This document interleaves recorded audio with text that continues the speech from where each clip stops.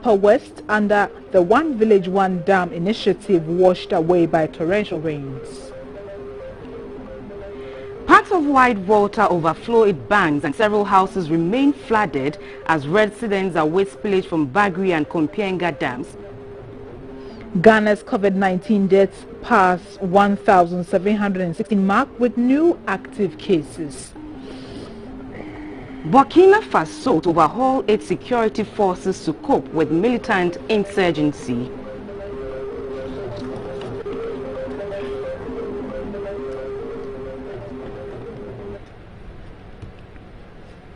Hello, good evening. Welcome to News Hour live on GBC News, your news and governance channel. We're also live on GTV and streaming on Facebook at Ghana Broadcasting Corporation. My name is Micheline Taka. And I am Samuel Aporte. The news in detail. The Duong Farm Dam in the Naudoli Kalio district of the Upper West region has been washed away by torrential rains, destroying produce on farms within its catchment area. Farmers at Duong have expressed worry that the impact of the floods could be very devastating than expected and are calling on the government to fix the dam without delay. GBC News' Swala Abdul Wahab has visited the dam site and reports that many of the youth in the area will not be able to do dry season farming if the dam is not fixed on time. It was a maize farm, but today it has become like a desert. The intensity of the water from the dam, which has broken its bounds, has covered the farm here, and now farmers are saying they have nothing to harvest. More than 40 people farm around this dam. Duong community produces tomato more than any other area in the district. Now that the dam is destroyed, we do not know what to do. We need help.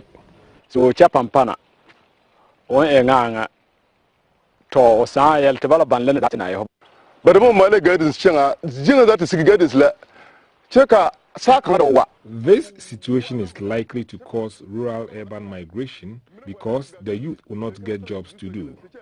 We will be glad if the government comes to our rescue. The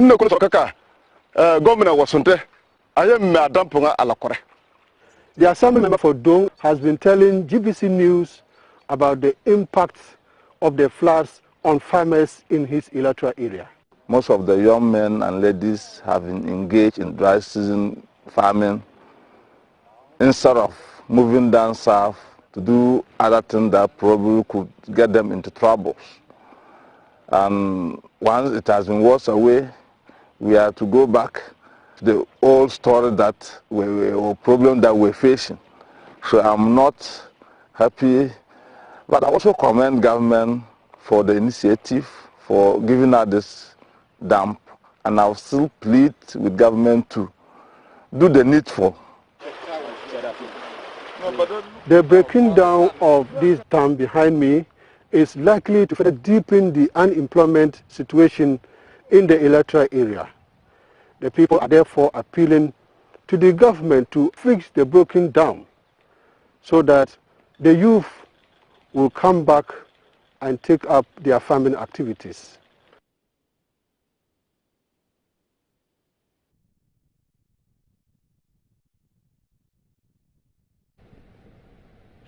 Some houses in Sandema, capital of the Busa North municipality of the Upper East region, are flooded due to torrential rains. Some roads linking district capitals in the region have been washed away. According to the Upper East Regional Director of NADMO, Mr. Yasmini, they are yet to receive official information from Sonabel, managers of Bagri and Kompienga dams, about the spillage. Meanwhile, the Whitewater in some areas have started overflowing its banks due to the torrential rains. We earlier spoke with our correspondent Samuel Ayama.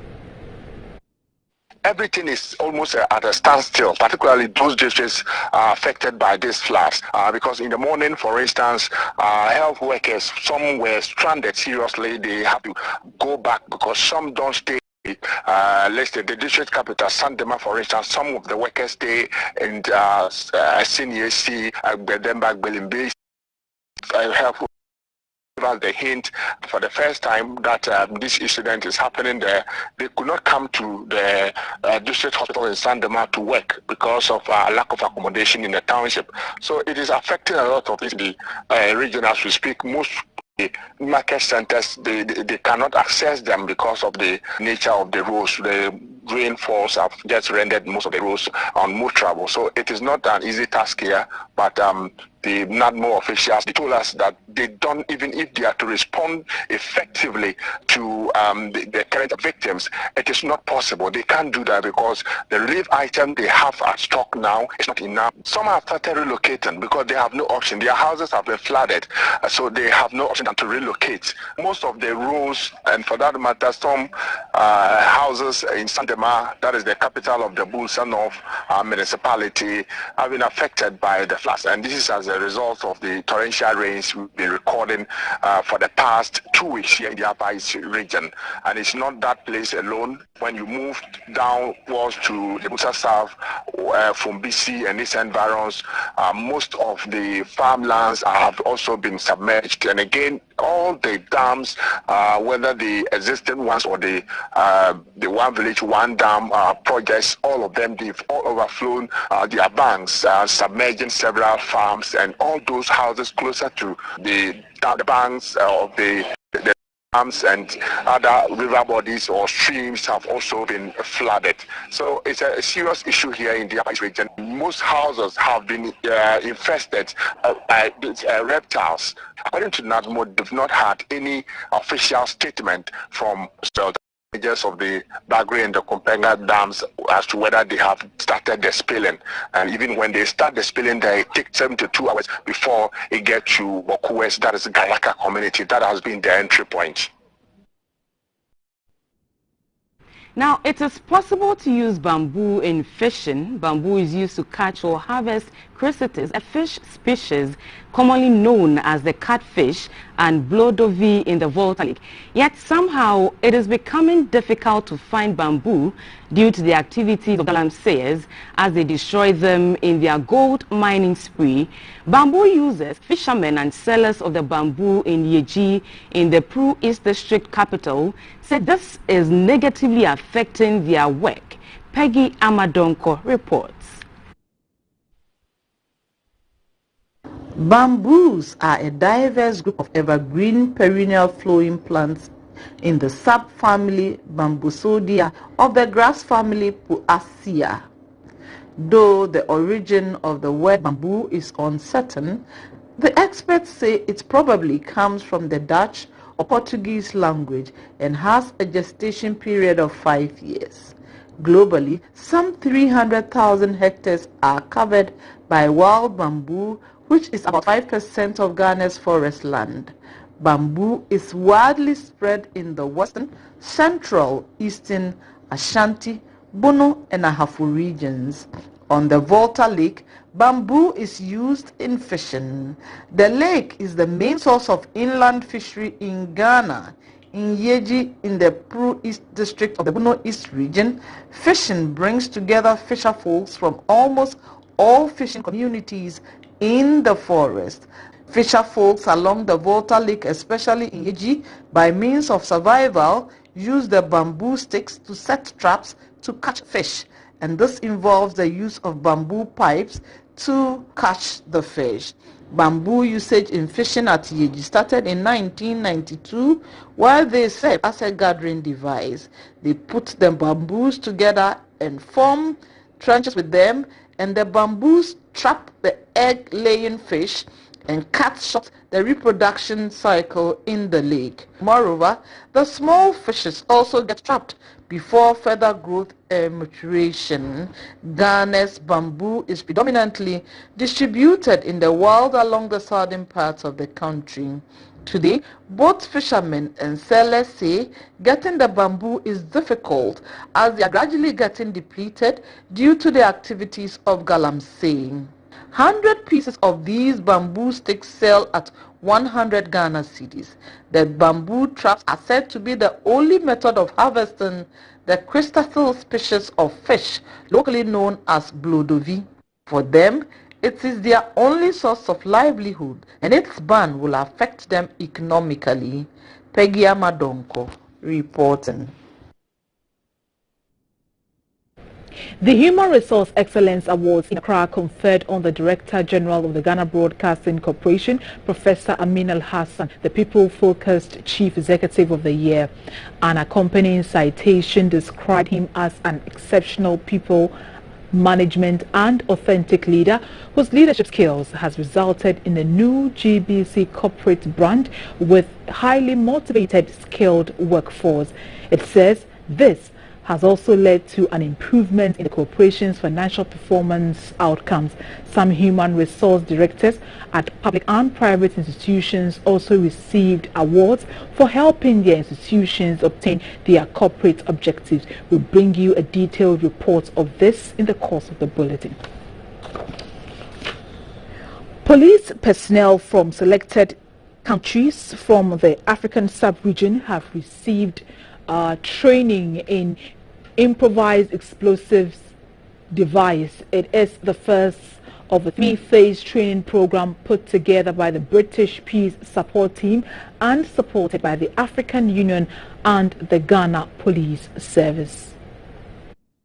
Hazards Awareness Training of Trainers initiative sought to prepare, retool and reskill participants with the needed knowledge, resources and techniques necessary to combat the upsurge in the use of improvised explosive devices which easily fall in the hands of criminals and related gangs, often used to cause massive destruction to public and private property. At the program, there were students from 11 African countries: Ghana, Nigeria, Burkina Faso, Sierra Leone, Egypt, the Gambia, DR Congo, Benin, Liberia, Cameroon and Senegal. The use of improvised explosive devices poses a threat to African Union peace support operations and missions such as the Amazon mission in Somalia. This threat hinders the delivery of the mandates. It inflicts loss of life and injury on mission personnel and the civilian population your duty is to protect. The Director General of Police in charge of administration, COP Christian Tetayon, advised the participants to make an impact with the knowledge acquired. In our own sub-region, political activities and festive periods are prime occasions when miscreants resort to the use of explosives to kill and maim members of the vulnerable civilian public. I therefore urge you to go out there and impart to officers in your various countries the knowledge you have acquired and share with them the resources made available to you during this training session. The Commandant of the Ghana Police Command, Ansar College, Chief Superintendent Dr. Zinam Zoiku, spoke to GBC News. They are selecting police colleges from Southern Africa, Eastern Africa, Northern Africa, Western Africa, police colleges to actually be modeled into that status where they'll be hosting all forms of training for peace support operations across the world. And so ours was the first of its kind, or has been the first of its kind across Africa. The Ghana Police Command and Staff College in Winneba was primarily established to run courses at 3 levels of management. The college also offers consultancy services to other law enforcement agencies such as the BNI, Immigration, IOCO, prisons, SERBs, among others. The college is working to attain accreditation in undergraduate and postgraduate professional degrees, specialized courses in police science, paralegal services, among others.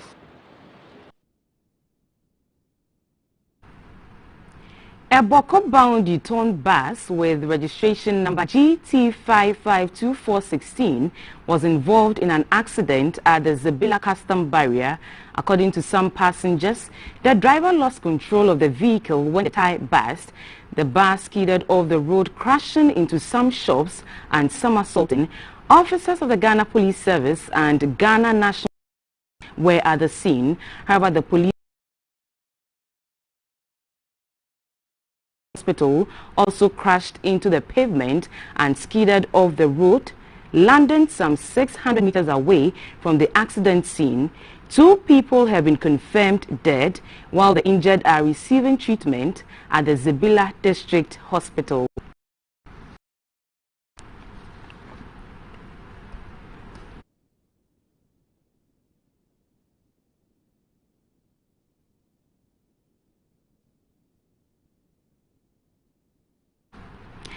Now, police in the central region have arrested 14 herdsmen in connection with the alleged defilement of a 16-year-old girl at Gomwa, Argentine in the central region.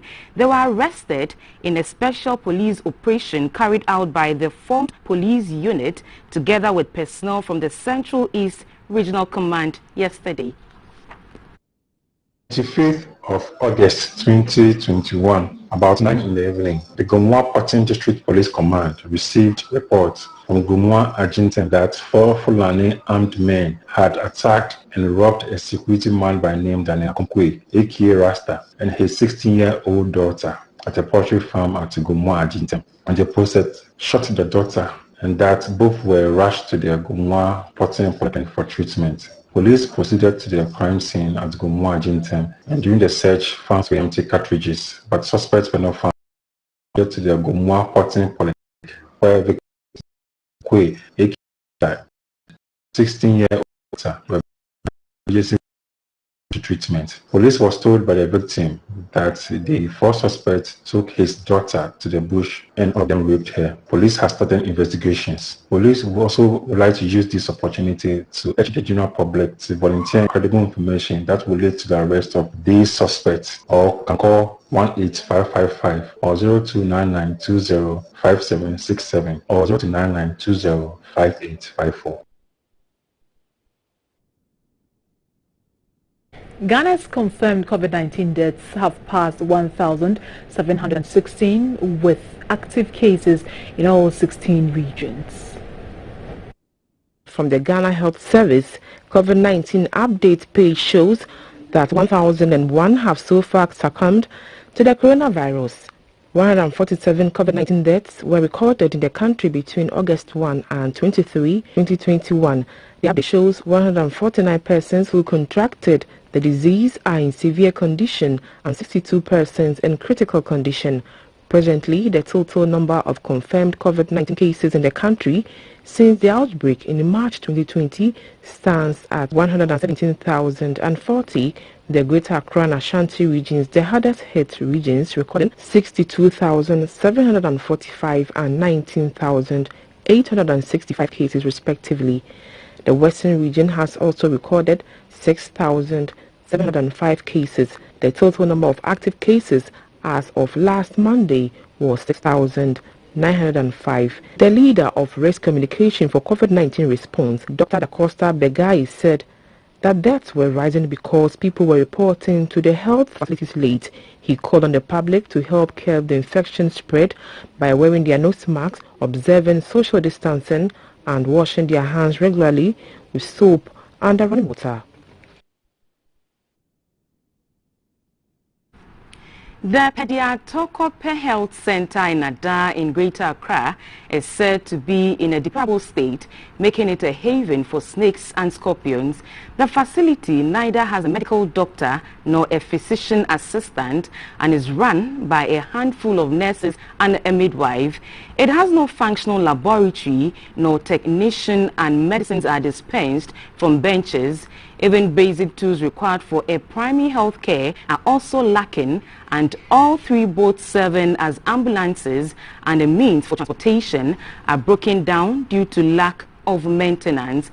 An SOS call is therefore being made to government to revive the health center and make it functional. A report by Sarah Ofori. This is the second time in history I'm coming across the Pediatokope Health Center in a deplorable state, this time around through the lenses of a philanthropist, Mr. Benjamin Ando Yankson, the founder of Be That One, an organization that seeks to influence generations positively. Traversing the Volta Delta to Pediatokope, one of the island communities along the river body in Ada, very scary. So, it comes as no surprise that doctors and other medical personnel are unwilling to come and man the center. Upon arrival, one is met by these broken down boats which serve as ambulances to convey patients to nearby facilities in Ada. At the time of visit, the center seemed deserted. There was only a nurse and midwife with one patient on admission. The child had suffered degrees of burns. Patients run a huge risk patronizing the Pediatrocopper Health Center. There is only one ward with 2 beds where both males and females are admitted, and even that is without a conducive environment. They complain that the dispensary does not befit a health facility, and the laboratory is also in bad shape. So deplorable is the Pediatrocopper Health Center that it is now a haven for scorpions and reptiles. The facility runs on solar energy donated by an NGO which is regulated but has no potable water. Due to the lack of patronage, the nurses rather embark on community outreach to immunize or render care. Sarah for GBC News, Pediatrocopper. An average of 30 children diagnosed of retinoblastoma is managed at the Korle-Bu Teaching Hospital annually.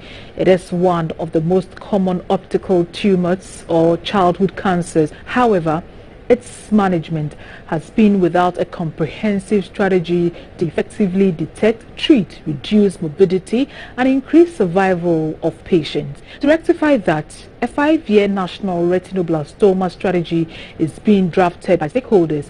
This is to ensure that Ghana has the capacity to properly manage the condition and establish referral pathways and increase the rate of survival. Another report by Sarah Fori. A number of lives are lost to diseases due to the inability of health professionals to detect and refer patients for treatment early. Retinoblastoma is one such example.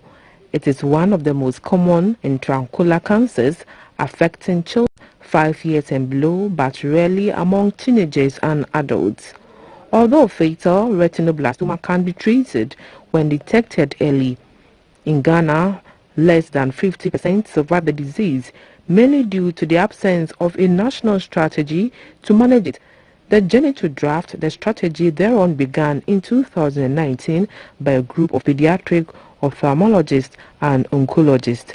The strategy is expected to develop evidence-based clinical guidelines, training medical personnel, attracting resources to improve healthcare delivery, build capacity and infrastructure, as well as raise public awareness. At the stakeholders meeting in Accra, it was disclosed that the National Registry for Retinoblastoma has since been developed, and in partnership with the World Child Cancer, a number of frontline healthcare workers have been trained on the early warning signs of the condition. A pediatric ophthalmologist, Professor Vera Esuman, disclosed the advanced treatment regimen for retinoblastoma, which will soon be introduced in mainstream healthcare by next year. The head of medical and dental health at the Ministry of Health, Dr. Bafo Ewua, said the ministry will mobilize resources to implement the initial phase of the 5-year national strategy. I'm optimistic Ghana is closer to that 2030 target if all the building blocks that we started putting up, they all come together. So high quality, affordable, accessible healthcare. And luckily our ophthalmology group have also started looking at childhood. If all the intervention they are putting in place go along side by side with what we are doing in the whole health phase, we will improve eye care. Retinoblastoma, just like other childhood cancers, are yet to be covered by the NHIS, and since most caregivers are unable to afford the cost of treatment, parents are advised to be vigilant and report early to the hospital when they notice deviations in the eyes of their children and white shiny spots, as well as huge swelling of the eye. Now, traders at the Malam market in Accra are asking for a modern and more conducive market from the government. The Malam market in its current state has no modern infrastructure. The market women sell under umbrellas, which does not serve as adequate protection from the weather. According to the market queen of the Malam Market Traders Association, Madam Elizabeth Lamte, ever since the market got bent about 8 years ago, a number of stakeholders have promised them a new market structure, but that is yet to materialize. Anyone familiar with this route knows the Mala market. It is close to McCarthy Hill, Menskrum, Awoshi, Dakuman, Sakaman and Odoko in the Ablekuma North municipality. It is densely populated with about 90% of the women traders engaged in wholesale and retail trade. Products sold in the market range from manufactured and imported goods, fresh produce, clothes, shoes, tools, medicines, pots and pans to jewelry made from locally crafted beads. According to the traders, they acquired the market's land and developed it with their own resources until the market got bent about 8 years ago under very strange circumstances and destroyed everything. Since then, the traders have done their business in temporary structures, some under umbrellas at the mercy of the weather. Additionally, the safety of their wares is a major concern since they are exposed to the weather day and night.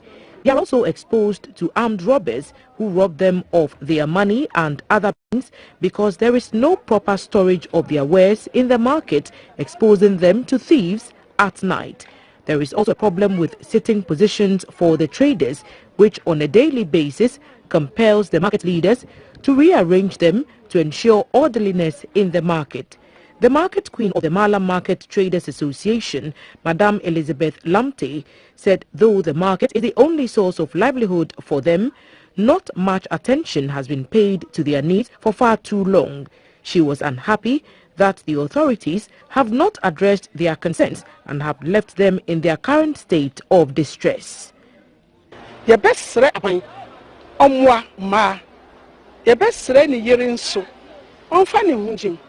na MP no ontumi nyina ho na yensi dwano fefefe.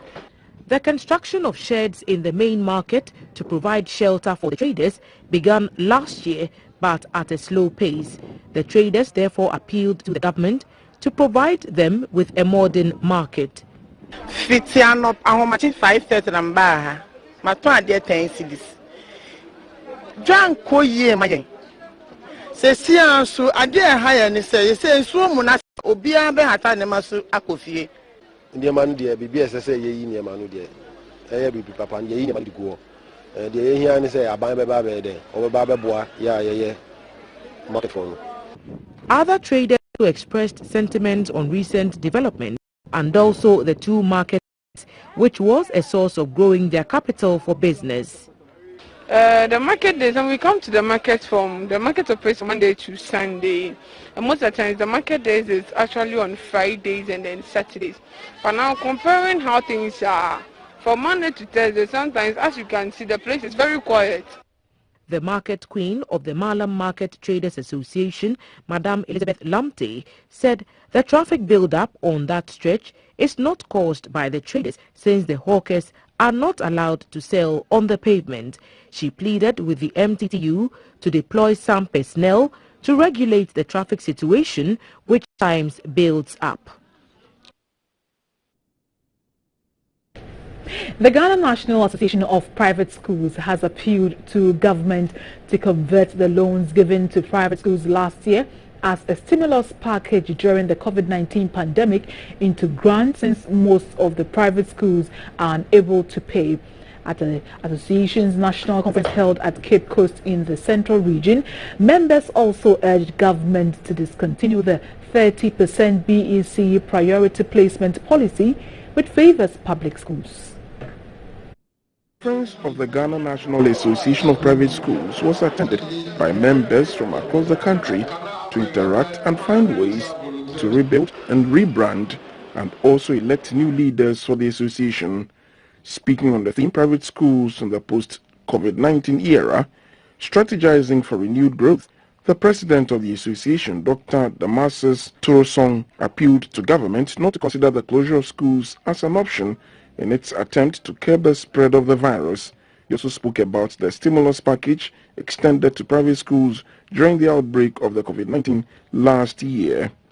Not only are schools struggling to pay debts incurred last year, many schools are unable to break even this academic year. It is 30 to 40% more expensive to run a private school today in the era of COVID-19 than it was in normal times. This is the result of the need for us to supply PPEs, enforce social distancing in our classrooms, school buses, dormitories, dining hall, etc. The Inspector General of Schools of the National Schools Inspectorate Authority, Dr. Haga Hildampedu, said negotiations are currently underway with the Minister for Education to provide assistance to private schools, including the distribution of textbooks and posting of trained teachers, among others. We would have absorbed excess students from the public sector into our schools, and we had proposed ways in which we could be made part of the system.